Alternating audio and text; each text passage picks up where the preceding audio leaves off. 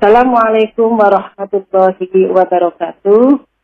Bismillahirrahmanirrahim. Alhamdulillahilladzi an'ama alaina bi nikmatil imani wal islam wa faddalana Allahu fihi siyam. Wassalatu wassalamu ala asyrafil anbiya'i khairil anam wa ala alihi wa sahbihi wa sallam, amma ba'du. Rabbi shrah li sadri wa yassir li amri wahlul 'uqdatam min lisani yafqahu qawli. Allahumma la sahla illa ma ja'altahu sahla wa anta taj'alul hazna idza syi'ta sahla. Selamat pagi anak-anakku, siswa SMP khususnya, dan para pendengar Pro 2 RRI Jember yang berbahagia. Alhamdulillah pada hari ke-21 ini kita bisa belajar bareng dengan Pro 2 RRI Jember yang mana materinya adalah zakat fitrah. Perlu diketahui bersama, mengapa kita harus membayar zakat? Allah Subhanahu wa Ta'ala yang Maha Suci dan Maha Bersih, maka menginginkan manusia sebagai makhluk ciptaannya ditetapkan sebagai wakilnya di dunia, yang mengangkat manusia sebagai khalifah di muka bumi ini untuk menjalani hidup dan kehidupan dalam keadaan bersih dan suci pula, seperti Allah yang Maha Suci dan Maha Bersih. Untuk itulah Allah Subhanahu wa Ta'ala menetapkan adanya rukun Islam yang merupakan kewajiban dan harus dipatuhi oleh setiap umat manusia. Di antara kelima rukun Islam itu, yang pertama syahadat, kemudian sholat, dan diikuti zakat, puasa, dan haji. Anak-anakku dan pendengar Pro 2 RRI yang kami banggakan, pada hakikatnya kelima rukun Islam itu merupakan sarana pembersih dan pensucian bagi umat manusia. Bagaimana yang difirmankan Allah dalam surat Al-A'la ayat 14, sesungguhnya beruntunglah orang yang membersihkan diri dengan beriman. Dengan dapat mencapai kebersihan dan kesucian yang ditetapkan oleh Allah Subhanahu wa Ta'ala, diharapkan manusia dapat berkomunikasi dengan Sang Penciptanya dan menjadi manusia yang beruntung. Syahadat bermakna membersihkan akidah. Manusia mempunyai akidah yang bersih apabila hanya meyakini bahwa tidak ada Tuhan selain Allah. Allah lah Tuhan semesta alam, termasuk Tuhan manusia, dan bukan mengambil Tuhan yang lain. Sedangkan sholat membersihkan diri untuk hanya menyembah Allah Subhanahu wa Ta'ala. Kalau puasa dilakukan dengan menahan nafsu, yang bermakna membersihkan manusia dari sifat-sifat buruk. Sedangkan haji dilakukan dengan pembersihan secara total, yaitu membersihkan diri, harta, lidah, hati, dan otak, dengan berserah diri semata-mata kepada Allah Subhanahu wa Ta'ala. Nah, sekarang zakat adalah bagian dari rukun Islam yang harus dilaksanakan oleh setiap insan muslim sebagai sarana untuk mensucikan harta dan diri atau jiwanya. Sahabat Pro 2 RRI Jember yang berbahagia, jadi makna zakat itu sendiri apa? Zakat itu secara bahasa artinya adalah menyucikan. Sedangkan menurut istilah, zakat merupakan kadar harta yang tertentu diberikan kepada yang berhak menerimanya dengan beberapa syarat. Nah, pembahasan pagi ini adalah zakat fitrah. Zakat fitrah itu sendiri apa? Sahabat Pro 2 RRI Jember. Kalau zakat fitrah itu adalah zakat kesucian. Menurut istilah, zakat fitrah itu sendiri adalah zakat yang wajib dikeluarkan setiap jiwa atau orang mukmin di bulan Ramadan. Oleh karena itu, zakat fitrah hanya dilakukan sejak awal bulan Ramadan sampai menjelang sholat Idul Fitri. Itulah pentingnya mengapa kita harus membayar zakat fitrah. Ya. Sedangkan pembagian zakat sendiri itu ada dua, zakat mal dan zakat fitrah. Namun pembahasan kita pada pagi ini adalah kita khususkan pada zakat fitrah. Sebelum kita membahas lebih lanjut apa itu zakat fitrah dan ketentuannya, maka perlu diketahui bersama bahwa Allah Subhanahu wa taala memerintahkan kita untuk membayar zakat fitrah berdasarkan firman Allah dalam surat At-Taubah ayat 103. A'udzu billahi minasyaitonir rajim. Bismillahirrahmanirrahim. Khudh min amwalihim shadaqatan tutahhiruhum wa tuzakkihim biha wa shalli 'alaihim. Inna sholataka sakanun lahum wallahu sami'un 'alim. Yang artinya, ambillah zakat harta mereka. Ambillah zakat dari harta mereka guna membersihkan dan menyucikan mereka. Dan berdoalah untuk mereka. Sesungguhnya doamu itu menumbuhkan ketentraman jiwa bagi mereka. Allah Maha mendengar lagi Maha mengetahui. Anak-anakku beserta pendengar Pro 2 RRI Jember yang berbahagia dan kami banggakan. Banyak firman Allah yang di dalam Al-Quran, kalau dihitung itu kisaran ada 24 ayat yang memerintahkan untuk menunaikan zakat. Dan perintah itu selalu beriringan dengan perintah sholat. Seperti halnya yang ada di surah Al-Baqarah ayat 43. A'udzu billahi minasyaitonir rajim. Bismillahirrahmanirrahim. Wa aqimus sholata wa atuz zakata warka'u ma'ar raki'in. Nah, perintah aqimus sholah, dirikanlah sholat, wa atuz zakat, selalu beriringan. Yang kedua di surah Al-Baqarah ayat 110, misalnya wa aqimus sholata wa atuz zakat, selalu beriringan dengan sholat dan zakat. Jika kita telah bersama, mengapa Allah selalu memerintahkan perintah zakat itu beriringan dengan perintah sholat? Hal ini dan ada kata atu. Atu yang maknanya itu adalah istiqomah, jujur, konsekuensi. Artinya apa? Kita diperintahkan untuk istiqomah, untuk mengeluarkan zakat.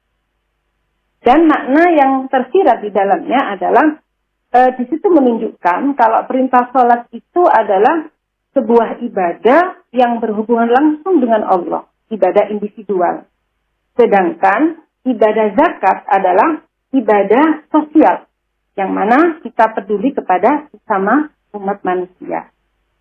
Itulah maksud firman Allah, kenapa perintah sholat itu selalu beriringan dengan perintah zakat. Sahabat Pro 2 RRI Jember yang kami banggakan, begitu pentingnya perintah untuk melakukan zakat, maka pagi ini kita kaji bersama apa maknanya zakat, terutama zakat fitrah. Tadi sudah saya sampaikan bahwa zakat itu artinya adalah menyucikan. Di sini pembagiannya ada dua, zakat fitrah dan zakat mal. Kalau zakat fitrah itu sendiri adalah menyucikan jiwa atau menyucikan diri. Sedangkan zakat mal itu adalah menyucikan harta kita. Nah, kenapa kita diperintahkan Allah untuk menyucikan? Karena apa yang telah diberikan Allah kepada kita, rizki yang telah diberikan Allah kepada kita, itu bukan semata-mata hak kita 100%. Di situ terdapat hak orang lain, yang mana jika kita tidak menyampaikannya, maka sama halnya kita mengambil hak orang lain. Yaitu bisa dikatakan kita korupsi, mengambil hak orang lain, mengambil harta orang lain. Kemudian, zakat fitrah itu sendiri memang tidak sama seperti zakat mal. Ada waktu-waktu khusus, ya, waktu-waktu khusus dalam penyampaian pendistribusian zakat fitrah. Kalau zakat mal itu kan diberikan selama zakat itu sudah berada pada pemiliknya itu 1 tahun dan sudah mencapai 1 nisab, maka walaupun tidak bulan Ramadan, boleh muzaki itu mengeluarkan zakatnya. Sedangkan zakat fitrah itu adalah di waktu yang ditentukan, yaitu di bulan Ramadan. Sebelum kita membahas lebih lanjut, perlu kita ketahui bersama bahwa syarat-syarat orang yang zakat atau yang disebut dengan muzaki, itu tidak semua manusia adalah memiliki kewajiban untuk mengeluarkan zakat fitrah. Yang diwajibkan di sini adalah yang pertama adalah beragama Islam. Orang non-Muslim tidak wajib mengeluarkan zakat fitrah. Kemudian yang kedua, mengalami kehidupan di bulan Ramadan. Nah, ini perlu penjelasan yang lebih detail, lebih luas. Maksudnya mengalami kehidupan di bulan Ramadan, misalnya seorang bayi yang sudah lahir sebelum matahari terbenam di bulan malam Idul Fitri, sebelum matahari terbenam di hari terakhir, ya, di hari terakhir pada malam Idul Fitri. Berarti bayi tersebut wajib untuk dibayarkan zakatnya dan otomatis yang membayar adalah orang tua bayi tersebut. Misalnya, ada orang yang meninggal, meninggalnya itu sebelum matahari tenggelam. Artinya belum sampai pada bulan Ramadan, belum sampai pada Idul Fitri.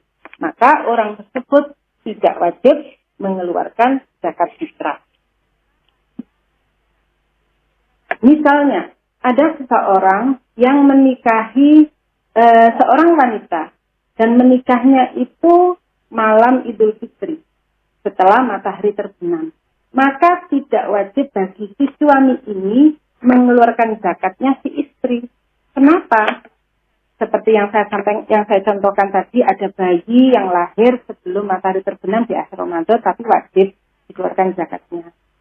Intinya, kewajiban mengeluarkan zakat fitrah itu yang bersangkutan itu tertemu bulan Ramadan dan Idul Fitri. Itulah kata kunci yang wajib mengeluarkan zakat fitrah.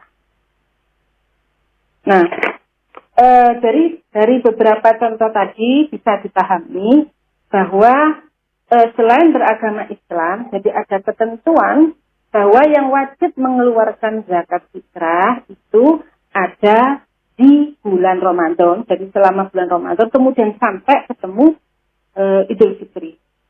Kemudian syarat yang ketiga adalah mampu membayar zakat. Artinya apa mampu membayar zakat ini? Dia mempunyai kelebihan harta untuk mencukupi kebutuhan keluarganya, misalnya keperluan makanan untuk dirinya sendiri dan untuk yang wajib dinafkahinya, baik manusia ataupun binatang peliharaannya pada malam hari raya dan siang harinya. Kemudian orang itu tidak mempunyai kelebihan apa-apa, maka dia tidak wajib zakat. Sedangkan orang yang merasa mampu itu diwajibkan zakat fitrah. Nah, itu adalah beberapa syarat muzaki, yaitu orang yang wajib mengeluarkan zakat. Pendengar RI Pro 2 yang kami banggakan, sedangkan rukun zakat fitrah itu sendiri adalah yang pertama kita harus niat. Jadi ada niat. Kita tidak sekedar memberikan sesuatu yang kita keluarkan itu tidak ada niat khusus. Nah, karena ini kita khususkan, kalau zakat fitrah juga harus kita niatkan bahwa ini adalah zakat fitrahnya si A, si B, si C. Misalnya, kita keluarkan zakat fitrah untuk diri kita sendiri. Maka niat yang dibacakan adalah Bismillahirrahmanirrahim. Nawaitu an ukhrija zakatal fitri bi nafsi lillahi ta'ala. Atau nawaitu an ukhrija zakatal fitri an nafsi fardul lillahi ta'ala. Yang artinya saya berniat mengeluarkan zakat fitrah untuk diriku sendiri karena Allah Ta'ala. Atau ditambahkan fardul lillahi ta'ala, fardu karena Allah Ta'ala. Misalnya jika untuk anak kita, misalnya orang lain, ya, anak kita. Nawaitu an ukhrija zakatal fitri linafsi bulan, misalnya nama anaknya bulan, dinafsi bulan fardul lillahi ta'ala, disebutkan namanya. Jadi zakat fitrah yang kita keluarkan itu niatnya jelas, ini untuk si A, untuk si B, seperti itu. Kemudian yang kedua, rukun zakat fitrah adanya muzaki. Jadi muzaki itu adalah orang yang berzakat fitrah. Untuk syarat-syaratnya tadi sudah kita bahas, ada 3 tadi itu ya, beragama Islam, kemudian mengalami kehidupan di bulan Ramadan, dan yang ketiga mampu membayar zakat. Kemudian yang keempat, adanya mustahik. Nah, mustahik ini apa? Yaitu orang-orang yang berhak menerima zakat. Sebagaimana firman Allah dalam surat At-Taubah ayat 60, A'udzubillahi minasyaitonirrajim. Bismillahirrahmanirrahim. Innamas shadaqatu lil fuqara'i wal masakin wal 'amilina 'alaiha wal mu'allafati qulubuhum wa fir riqabi wal gharimina wa fi sabilillahi wa ibnis sabil. Fariidatan minallah. Ya, fariidatan minallah. Dan ini ada 8 golongan yang berhak menerima zakat. Yang pertama adalah innamas shadaqatu lil fuqara'i, yaitu diperuntukkan orang fakir. Siapa itu orang fakir? Orang fakir adalah orang yang tidak memiliki mata pencaharian tetap dan hidupnya jauh di bawah sejahtera. Jadi orang ini pekerjaan tidak tetap, masih mencari untuk makan hari ini aja masih mencari. Itu namanya orang fakir. Kalau kita yang punya penghasilan tetap, maka kita harus bersyukur. Anak-anak ya, bersyukur. Banyak saudara-saudara kita untuk makan hari ini saja belum tahu punya uang apa enggak, masih mencari. Itu kategori orang fakir. Yang kedua, orang miskin. Yaitu orang yang memiliki mata pencaharian tetap, tetapi penghasilannya tidak mencukupi kebutuhan sehari-hari. Sehingga hidupnya di bawah sejahtera. Nah, kalau orang miskin ini punya misalnya gajinya rendah, katakan gajinya 200.000 satu bulan. Kira-kira kan tidak cukup untuk kebutuhannya, punya anak istri, anaknya 4 misalnya. 200.000 lah. Kan sangat tidak cukup. Maka orang yang kategori ini punya pekerjaan, tapi sangat kurang penghasilannya, itu digolongkan orang miskin. Dan yang ketiga adalah amil. Siapakah amil itu? Amil itu merupakan lembaga yang ditugasi untuk mengumpulkan dan mengelola zakat. Nah, amil ini biasanya menghimpun banyak lembaga-lembaga sosial, misalnya ada Basnas ya, kemudian ada Al-Falah, kemudian ada tim ACT itu, kemudian ada Badan Amil Zakat yang punyanya Muhammadiyah, punya NU itu. Jadi sekarang sudah banyak di negara kita, jadi organisasi sosial yang menghimpun zakat, dan mereka inilah yang dikatakan amil. Kemudian yang nomor 4, mu'allaf. Siapakah mu'allaf itu? Mu'allaf itu orang yang dibujuk hatinya, yaitu orang-orang yang baru masuk Islam, atau orang yang ada kemungkinan untuk mau masuk Islam. Dan orang-orang yang seperti ini masih lemah imannya. Kadal fakru ayyakuna kufron. Jadi orang yang dalam kondisi imannya masih lemah itu kadal fakru. Ketika kondisinya itu fakir, artinya secara ekonomi itu belum cukup, maka sangat lemah imannya. Ayyakuna kufron, maksudnya apa itu? Gampang untuk menjadi kafir kembali. Dan orang-orang seperti ini itu perlu diperhatikan sehingga imannya itu menjadi kuat. Karena sesama muslim memperhatikan. Kemudian yang nomor 5 adalah rikob. Rikob itu adalah orang atau budak yang dalam penguasaan orang lain yang harus dimerdekakan. Nah, kalau zaman sekarang sepertinya rikob itu tidak ada, semua sudah merdeka. Ya. Kemudian yang nomor 6, gharim. Gharim itu orang yang sedang dalam kesulitan karena dililit hutang. Jadi ada banyak hal itu, anak-anak ya. Gharim itu menurut beberapa mazhab itu ada kalanya orang kaya tapi punya hutang. Sisa uang penghasilannya itu tidak cukup untuk mencukupi kebutuhannya, itu dia belum kategori kaya. Jadi kategori gharim, orang yang banyak hutangnya. Dan banyak lagi pendapat para ulama tentang hal ini. Kategori gharim itu apa? Ada orang yang kurang. Orang itu ekonomi penghasilannya kecil, tapi cukup untuk memenuhi kebutuhannya. Berarti ini bukan kategori berhak menerima zakat. Orang kaya tapi untuk memenuhi kebutuhan kehidupannya sehari-hari itu kurang karena terlilit hutang tadi, maka dia berhak menerima zakat. Awalnya kaya tapi kena musibah, kena bencana, terlilit hutang, nah itu jadi menjadi berhak menerima zakat. Sedangkan yang ketujuh, yang berhak menerima zakat adalah sabilillah, yaitu orang-orang yang berusaha dan berjuang dalam menegakkan kalimat Allah, jihad fi sabilillah, baik dalam pertempuran maupun dalam dakwah. Contohnya para ustadz, para kiai, para ulama yang menegakkan agama Allah. Nah, kalau sekarang itu kan memerangi apa? Bukan perang seperti zaman penjajah, tapi memerangi degradasi moral.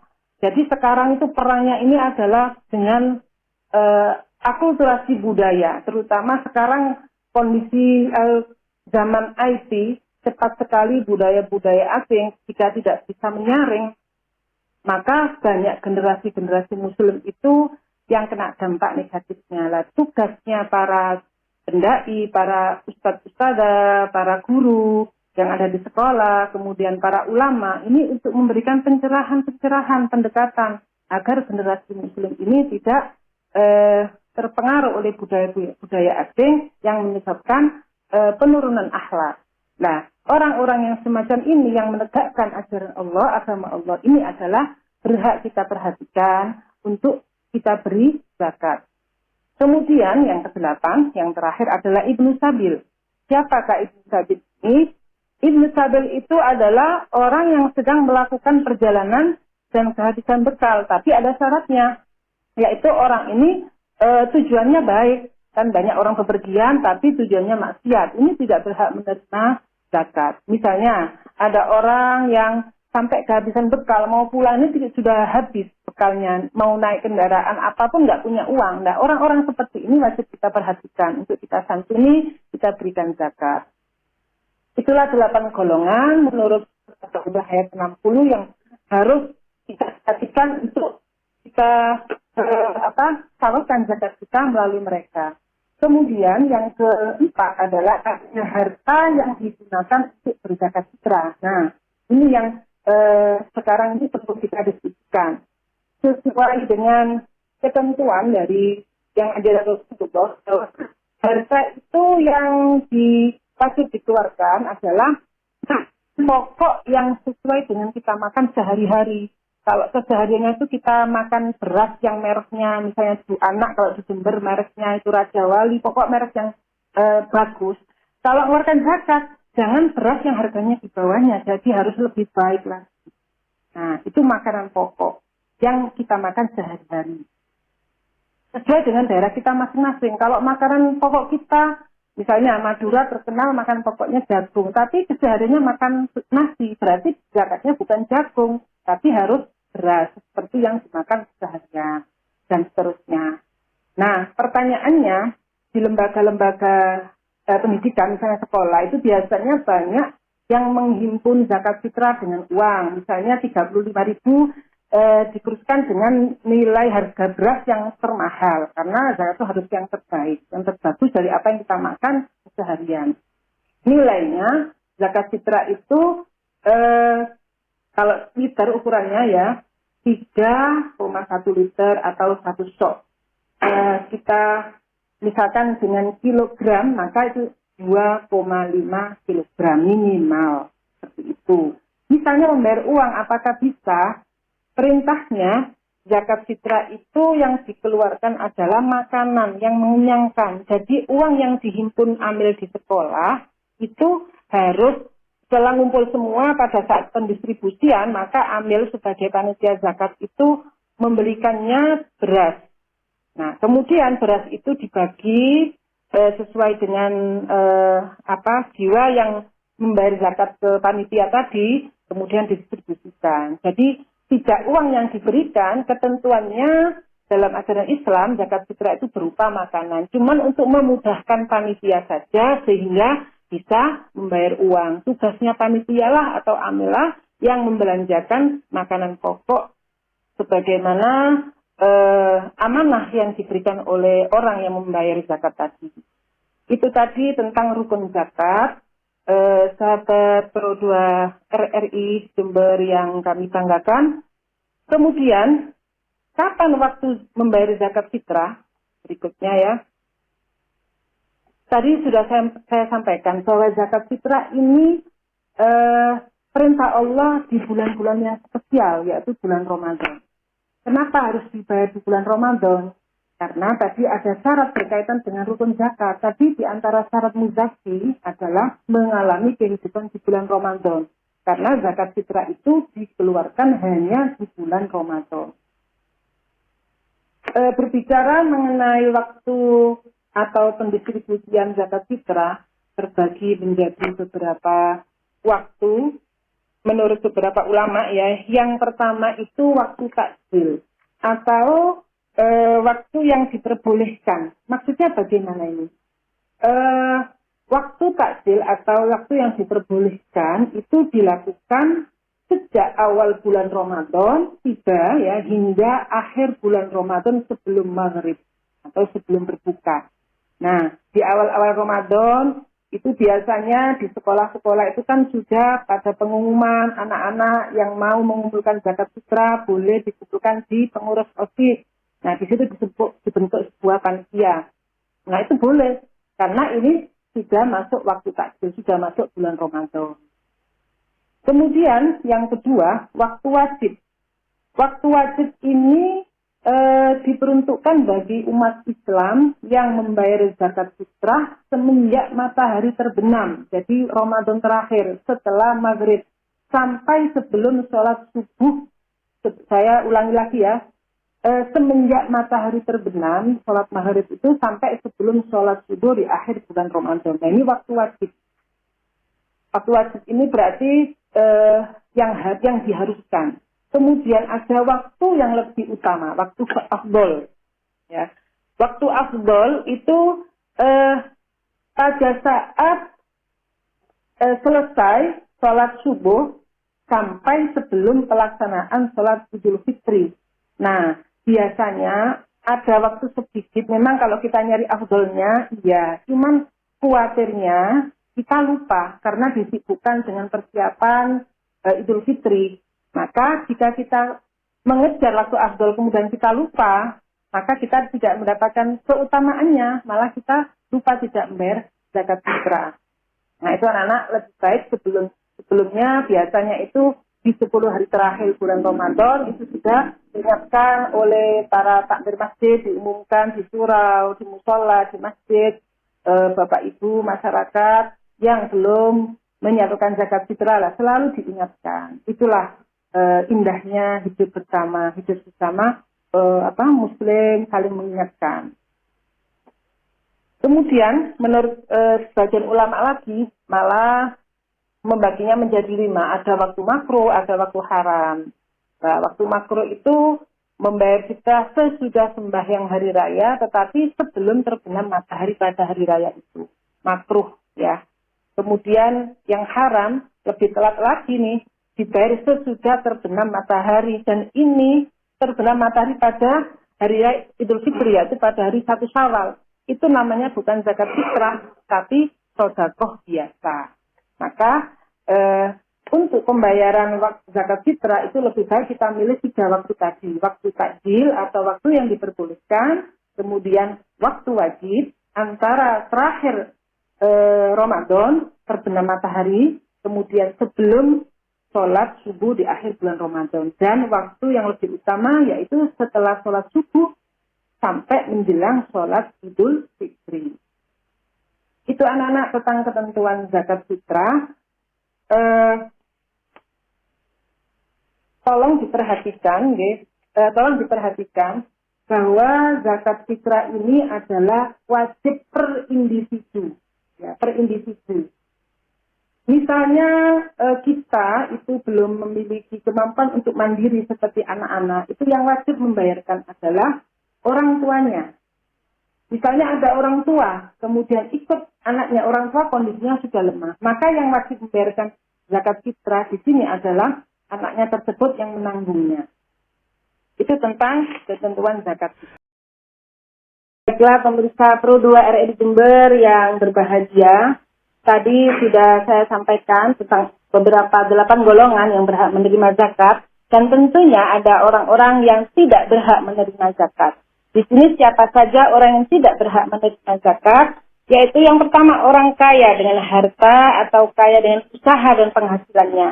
Orang sudah mampu tidak boleh menerima zakat. Kadang-kadang di sekitaran kita ini pura-pura menjadi orang tidak punya. Nah, padahal itu sebenarnya menjadi doa loh ya, tidak boleh. Pura-pura menjadi orang tidak punya, akhirnya pura-pura cacat.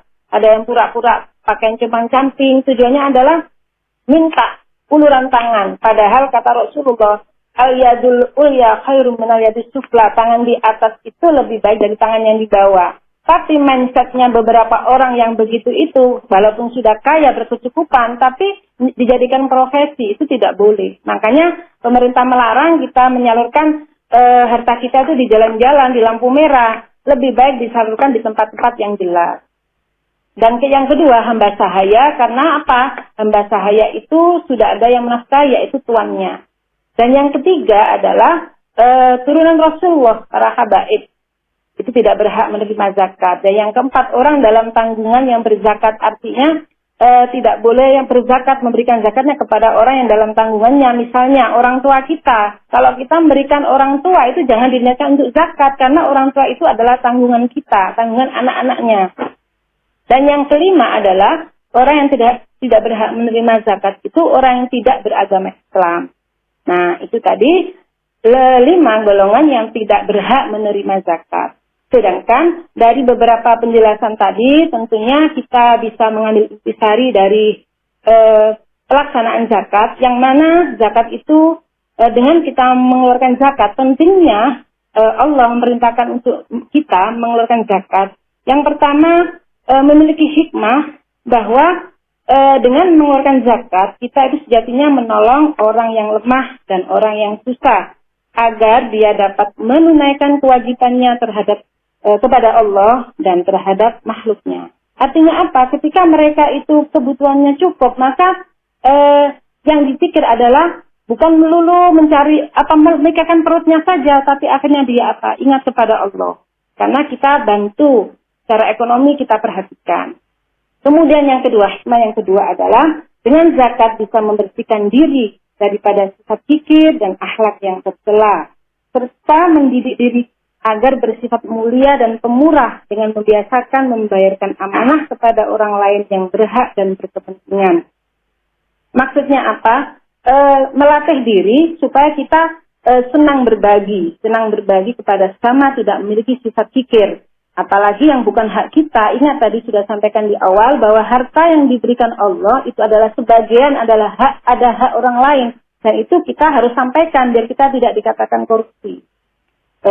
Kemudian hikmah yang ketiga, dengan membayar zakat sebagai ucapan syukur dan terima kasih atas nikmat dan kekayaan yang telah diberikan Allah. Dalam Al-Quran Allah berfirman, la in syakartum la azidannakum wa la in kafartum inna azabi lasyadid.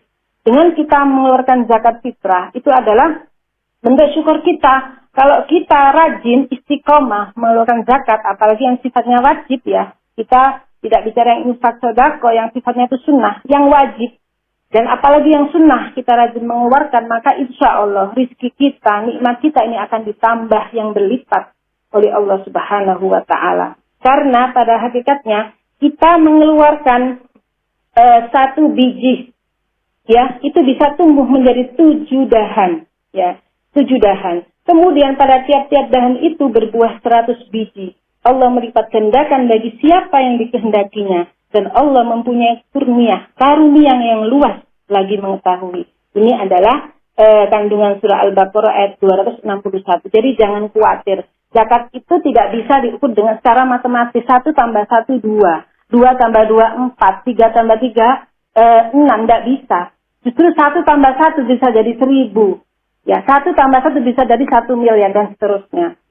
Kemudian, hikmah zakat yang berikutnya adalah menjaga kejahatan-kejahatan yang akan timbul dari si miskin. Kalau memang orang terlilit ekonomi, maka muncul niat jahat. Jika kita perhatikan, maka itu meminimalisir, syukur-syukur menghilangkan, menghapus orang-orang yang memiliki niat jahat karena terpepet secara ekonomi. Dan yang hikmah yang terakhir adalah mendekatkan perhubungan kasih sayang dan cinta antara si miskin dan si kaya, sehingga tidak ada jarak memisahkan antara si miskin dan si kaya. Mereka saling bersaudara, saling berbagi. Yang kaya memperhatikan yang miskin, terutama di lingkungan sekitar. Makanya memberikan zakat itu kita perhatikan lingkungan sekitar. Tetangga kita makan aja nggak bisa, tapi kita di luar loman, artinya apa, suka memberi. Kita harus melihat kanan kiri kita terlebih dahulu. Nah, dari beberapa pembahasan tadi, dapat saya simpulkan bahwa manusia terdapat harta ada 3 tingkatan. Yang pertama, tingkatan pertama, orang yang dikasih nikmat Allah harta itu sanggup mengorbankan hartanya untuk keperluan dirinya sendiri maupun menolong orang lain. Dan inilah yang diharapkan Allah, sesuai dengan perintah Allah. Karena apa? Sejatinya harta itu adalah titipan. Semua yang kita miliki itu adalah ada hak untuk orang lain, dan itu wajib kita berikan. Karena zakat itu sendiri adalah sebagai bukti kita melaksanakan rukun Islam sebagai bentuk kepatuhan kita kepada Allah. Kemudian zakat itu sendiri bisa membersihkan diri dan harta kita. Zakat itu menyempurnakan sholat, puasa, haji, dan seterusnya, ibadah kita. Zakat itu bisa memakmurkan masjid. Zakat itu menghindarkan menjadi golongan musyrik. Dan zakat itu sebagai rasa solidaritas antara kaya dan miskin. Zakat itu mencerminkan keikhlasan kita. Zakat itu cermin rahmatan lil alamin. Zakat itu terhindar dari sifat fikir dan bakhil. Dan yang utama adalah dengan berzakat kita mendapatkan rahmat dari Allah. Tingkatan yang kedua, orang yang dikasih Allah harta rizki, tapi sukanya berfoya-foya, hidup hedon, suka ke mall, tapi tidak pernah peduli kepada sesama. Dan tingkatan yang ketiga adalah orang yang telah diberikan Allah rizki, tapi dipegang, takut ini adalah hasil saya. Uangnya tidak dibelanjakan seperti yang tingkatan kedua, tapi dipegang, menikmati untuk dirinya sendiri aja tidak. Apalagi untuk orang lain. Nah, padahal kita hidup di dunia ini adalah hanya sementara. Kenapa kita punya harta tapi tidak untuk kita sedikit memanjakan, tapi seperlunya saja, tidak berlebih-lebihan, kan tidak boleh sama Allah berlebih-lebihan. Sampai dia padahal dia punya uang tapi eman, kata bahasa Jawanya gitu, eman. Uangnya dipegang rapat, tidak boleh dikeluarkan, tidak bisa menikmati hidup, padahal hidup itu hanya sekali. Kita bisa menikmatinya asal secukupnya, tidak berfoya-foya. Itulah yang diperintahkan agama. Dan yang sebagai closing, bahwa dengan zakat, maka hati kita, jiwa kita menjadi bersih. Kalau hati dan jiwa kita bersih, insya Allah pikiran kita menjadi bersih. Kalau pikiran kita bisa bersih, maka kita bisa bekerja dengan fokus dan sungguh-sungguh. Kita bisa berpikir cerdas, bisa berpikir kreatif, maka akan bisa menghasilkan harta atau kekayaan yang berlipat ganda, dan tentunya kita bisa bahagia di dunia dan di akhirat. Begitu pentingnya dengan perintah zakat, begitu pentingnya kita membayar zakat, sampai Abu Bakar As-Siddiq, khalifah yang pertama, padahal beliau itu pribadinya sangat lembut, tapi tegas sekali dalam menegakkan zakat. Kenapa Abu Bakar As-Siddiq itu sampai menyampaikan begini, jika ada kaum muslimin yang berharta dan tidak mengeluarkan zakat, maka akan memeranginya. Nah, itu saking pentingnya bahwa zakat itu sangat memberikan peran yang luar biasa untuk kemakmuran bersama, untuk saling menjaga, meningkatkan kualitas iman sesama. Ini ya, tadi sudah saya sampaikan dari segi hikmahnya. Sekarang dampak negatif sendiri dari zakat. Itu tadi sudah sering saya sampaikan. Kalau kita tidak mengeluarkan zakat, itu sama halnya kita memakan hak orang lain. Atau bahasa kasarannya itu korupsi. Nah, mendengar kata korupsi itu kan sepertinya penjahat yang kelas kakap. Kemudian termasuk orang yang menganiaya dirinya sendiri. Seperti tadi ada 3 golongan itu, punya harta tapi tidak mau untuk menikmati kehidupannya sendiri aja eman. Kemudian yang ketiga, termasuk bukan umatnya Nabi Muhammad Shallallahu Alaihi Wasallam. Naudzubillah min dzalik. Dan yang keempat, tergolong orang musyrik. Nah, yang paling ini termasuk orang kikir dan bakhil. Ini kategorinya tadi itu terlalu diperbudak oleh dunia untuk mengeluarkan hartanya saja tidak mau. Kemudian ingat, azab Allah sangat pedih karena dia tidak pernah bersyukur atas nikmat yang diberikan Allah, atas harta yang telah diberikan Allah. Dia mendapatkan azab dari Allah nanti. Kemudian tidak berbuat kebaikan, ini otomatis menjadi temannya setan dan iblis. Dan yang paling mengerikan adalah orang ini tidak pernah mendapatkan rahmat dari Allah Subhanahu wa Ta'ala, sehingga petinggi Allah susah untuk mendekat pada dirinya. Dan juga ibadahnya, sholatnya, puasanya, hajinya, dan seterusnya itu tidak sempurna karena dia tidak mau mengeluarkan zakat. Seperti yang saya sampaikan di depan, bahwa sejatinya zakat itu adalah membersihkan harta jika itu zakat mal. Kalau zakat fitrah sejatinya adalah membersihkan jiwa kita, membersihkan hati kita, supaya semuanya menjadi bersih, akal kita menjadi jernih. Nah, seperti itu, kalau akal kita jernih, maka kita akan bisa berpikir cerdas, bisa berpikir tepat. Kalau sudah demikian, maka apapun ide-ide gagasan yang akan kita lakukan, itu akan menghasilkan yang lebih besar lagi. Sehingga tadi, seperti yang ada di firman Allah surah Al-Baqarah, ayat 261, kalau kita berzakat, maka akan dilipat gandakan. Itu betul kalau dikaitkan dengan pikiran yang cerdas akan menghasilkan sesuatu yang lebih banyak lagi, lebih maksimal. Itu sangat cocok sekali, klop sekali dengan apa yang difirmankan Allah dalam surah Al-Baqarah ayat 261. Oke. Ya, Mas Erwin. Oke, terima kasih Ibu sudah menyempatkan waktunya untuk bisa memberikan